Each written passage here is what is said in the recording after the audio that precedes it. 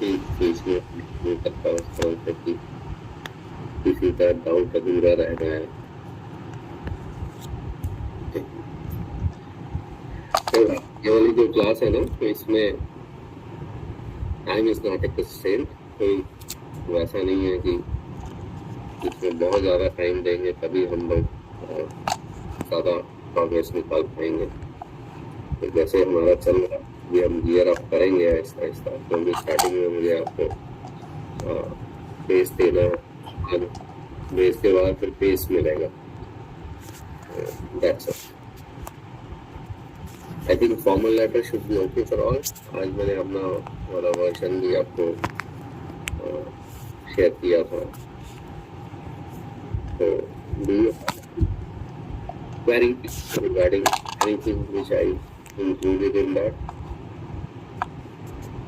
Sir कुछ ऐसे था कि सर लैंग्वेज कुछ उसमें काफी ज्यादा ऑफिशियल थी कि हाँ, लैंग्वेज तो वो मानता ही ऑफिशियल है। पहली बात यह है कि वो ऑफिशियल की लैंग्वेज आपसे डिमांड करता है, लेकिन उसका ये मीनिंग नहीं है कि आप नॉर्मल लैंग्वेज भी लिख सकते हैं, लेकिन कुछ ना कुछ ऑफिशियल जो फ्लेवर है ना वो उसको आना चाहिए उसमें से। That's the real essence of this subject. Otherwise आप लेटर राइटिंग तो शुरू से ही करते आए हैं ना, बट इसका नाम है official letter writing. Official letter writing में जैसे हम अकाउंट्स के लोग हैं, तो अकाउंट्स के लोगों की जगलरी है ना उस तरह से।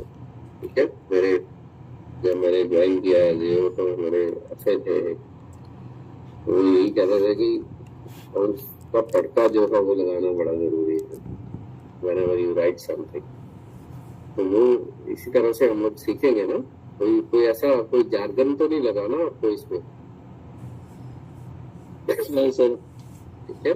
बाकी ये चीजें with the passage of time जब प्रैक्टिस करेंगे, इसीलिए मैंने 3 और आपको आज लेटर लिखने को दिए हैं।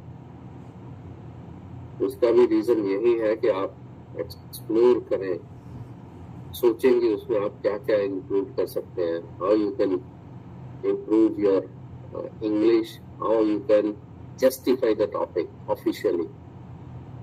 तो वो 3 मैंने एक्सरसाइजेस दी हैं, लेकिन आपको मैंने सफिशिएंट टाइम दिया है कि आप वीकेंड तक आप उसको ट्राई करें। फिर जब नया वीक आएगा उसमें एक दिन मैं डिस्कस करूंगा आपके साथ, ठीक है। और रैंडमली फिर जैसे पहले बार मैंने पूछा था वैसे ही पूछ लेंगे। सर बीच में जो है ईद वगैरह भी है, तो सर इसमें कुछ आपने ऑफ वगैरह रखा है ईद के लिए? सर चलिए, मैंने अभी तो पैकेज उस तरह से अनाउंस किया नहीं है, because that package is subject to demand. ठीक है, क्योंकि सर कम से कम मिली तो छुट्टी मिलनी चाहिए सर, थोड़ा ऑफ होना चाहिए कि थोड़ा देखिए ईद के लिए एक से ज्यादा छुट्टी नहीं दूंगा अब मैं, क्योंकि मैं पिछली ईद पे ना बहुत छुट्टियां कर ली थी। अब आपका टाइम उस तरह से कीमती है, तो I can allow you leave on the day of Eid, Saturday Sunday sir. Okay sir, okay. Sunday तो वैसे ही कवर हो जाएगा आपका, संडे तो ऐसे ही होता है। संडे को मैं I was planning to start book keeping, but उसमें क्योंकि सारे लोग तो आप आएंगे नहीं, तो I explore if people will stay away from that class even on Sunday, then I'll think otherwise। But on the day of Eid, definitely you can have a, जब भी हमारा कोई फेस्टिवल होगा उस दिन ऑफ कर सकते हैं, लेकिन आप बोले कंटिन्यूटी में 2-3 दिन ऑफ करना, अब वो एडवाइजेबल नहीं है। This is not the time for that. Okay okay sir. अभी सवाल है सर, सैटरडे को है या संडे को, I am not sure. Sir एक सवाल है आपसे। जी जी जी गौरव जी।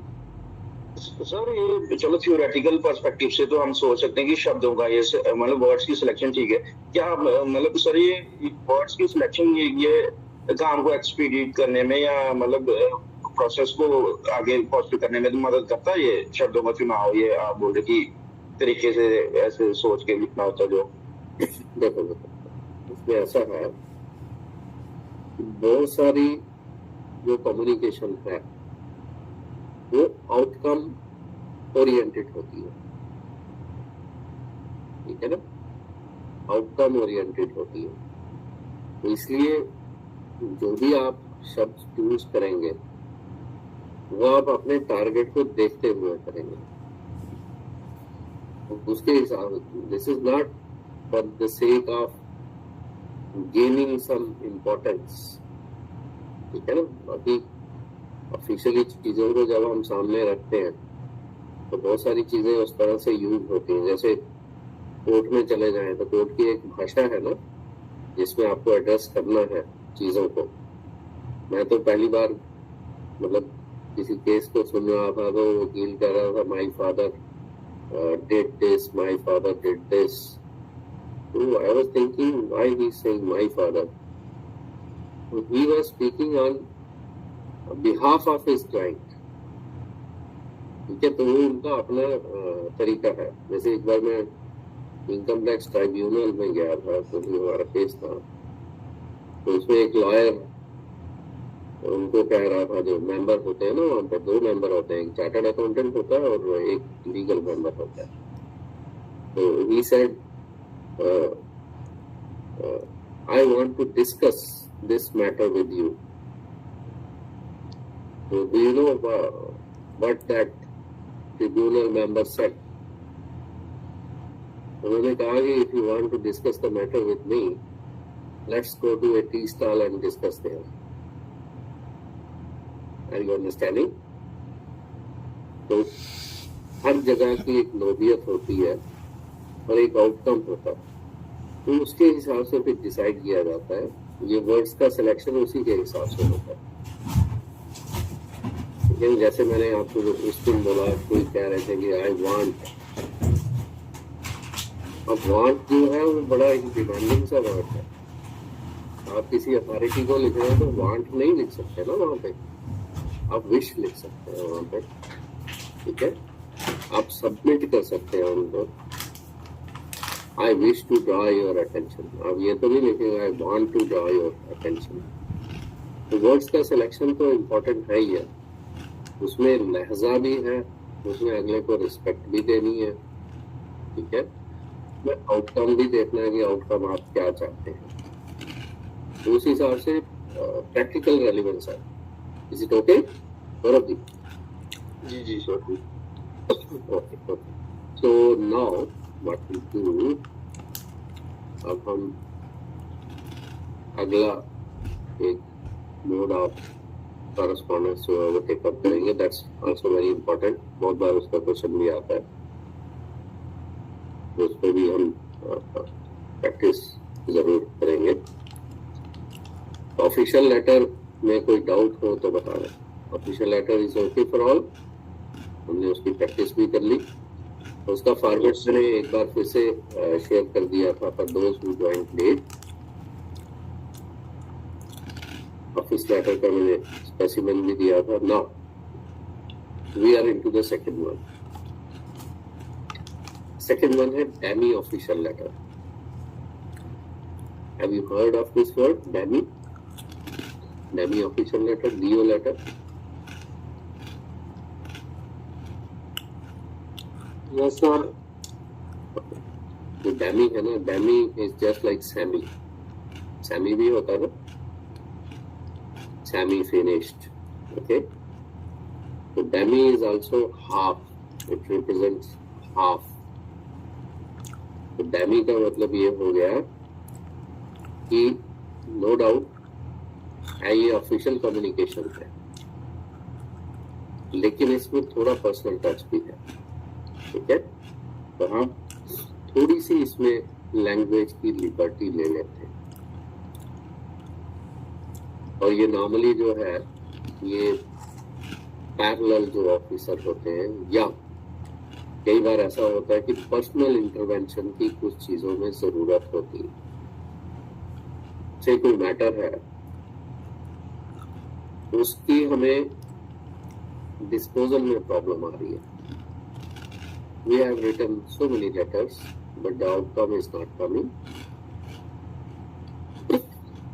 अब ऐसे कुछ लोग कहते हैं कि आप हिंदी में ज्यादा बोला करें, लेकिन ये सब्जेक्ट ऐसा है कि इसमें इंग्लिश को यूज करना पड़ेगा। So I think you guys will not object to that, ठीक है ना।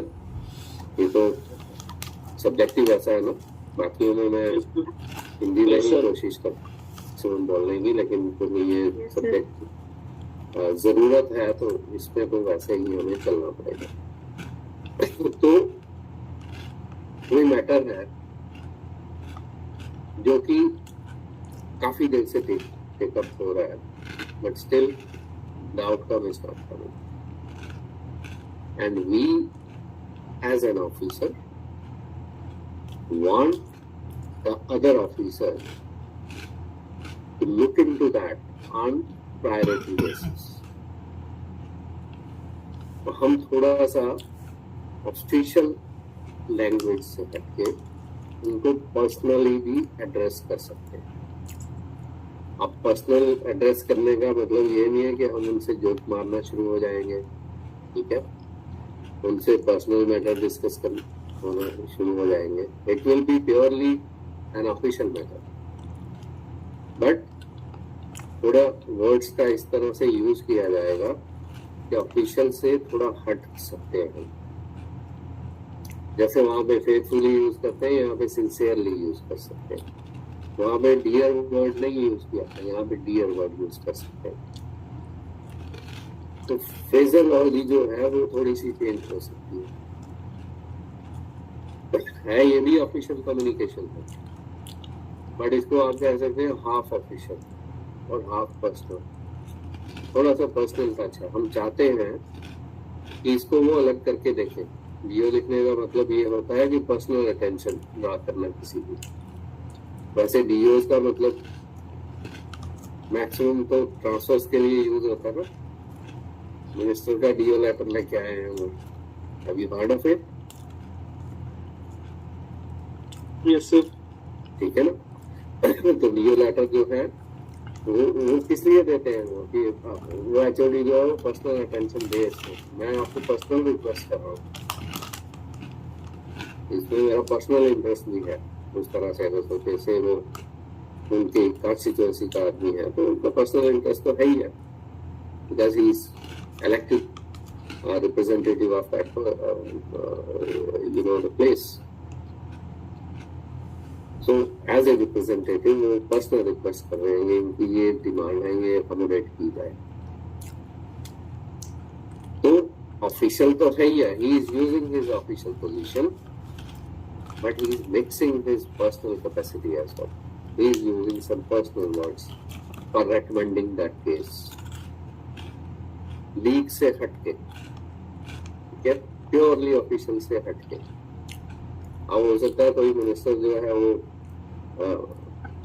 उस लाइन का हो ही ना, एजुकेशन का मिनिस्टर नहीं है वो, ठीक है, तो रेवेन्यू का मिनिस्टर है, लेकिन वो डायरेक्टर स्कूल एजुकेशन को कह रहा है नहीं जी इसकी ट्रांसफर कर दो। Even if he is not a concerned minister of education, but still he is requesting or he is asking director school education to transfer a person जो वो recommend कर रहे हैं उसके हिसाब से। वैसे तो कई बार थोक के हिसाब से डीओ लेटर दे दी और उन ऑफिसर्स को भी बोला जाता है कि कोई बात नहीं, आप ये जो डीओ लेटर है का खास कोड होगा या जो मैं बोलूंगा उसी को एंटरटेन करिएगा, ठीक है, ऐसा भी होता है। क्योंकि आप एज इलेक्टेड रिप्रेजेंटेटिव को किसी को नाराज नहीं कर सकते ना, तो सबको डीओ लेटर दे देंगे, लेकिन किस पे एक्शन करना है वो उसको फोन पे बोला जाएगा। सर आज की गवर्नमेंट, आज के एमएलए का तो कोई डीओ लेटर सुन नहीं रहा, बिजली का ये तो उनकी अपनी पावर नहीं है ना, मैं तो अपनी बात कर रहा हूँ। हाँ वो तो चलता है सर, ठीक है, वो राइट है। जब रमन बालाजी मिनिस्टर हुआ करते थे, बाकी हुआ करते थे, तो फिर उस समय तो काफी पॉसिबिलिटीज थी, ठीक है, लेकिन तब भी ऐसा था कि डीओ लेटर सबको दे दिया, लेकिन कुछ को ही फॉलो करना, ठीक है। जैसे हमारे एक ऑफिसर थे तो वो डीएम को कह रहे हैं जिसको चाय नहीं पिलानी होती थी, तो कह रहे हैं यार इलायची वाली चाय ले आओ, तो इलायची वाली चाय का मतलब होता था इनको चाय नहीं पिलानी है, ओके।